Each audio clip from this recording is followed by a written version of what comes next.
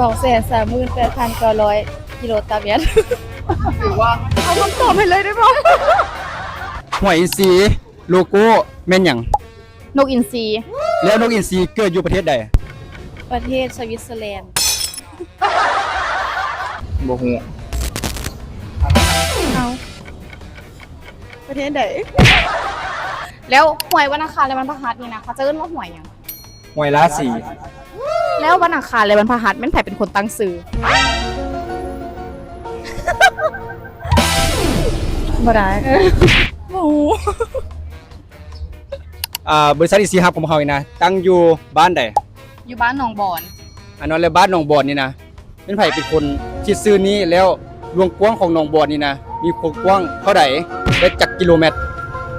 เกิดบ่ทัน 238,900 กิโลตามเมตร หรือว่า ต้องเอากันได้ละมันต้องเอากันได้ละคุณออกจากไหน130 ล้านคน TikTok ของอินทรีฮับมีชื่อว่าแนวใด อินซีฮับ แล้ว TikTok สร้างขึ้นแต่วันเดือนปีใดและเป็นไผเป็นคนก่อตั้ง และผู้ก่อตั้งอายุจักปีแล้วตอนนี้ ซ้ำเจ้า ผมเป็นประธานบริษัท มีคำถามยากแกเอาคำตอบไปเลยได้ปะ50เอา แอปอินทรีฮับเนาะเป็นโลโก้สีหยัง สีแดง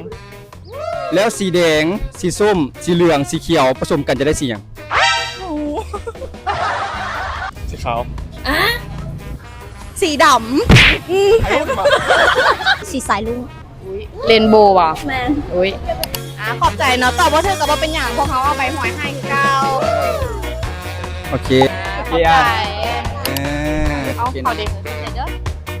เอา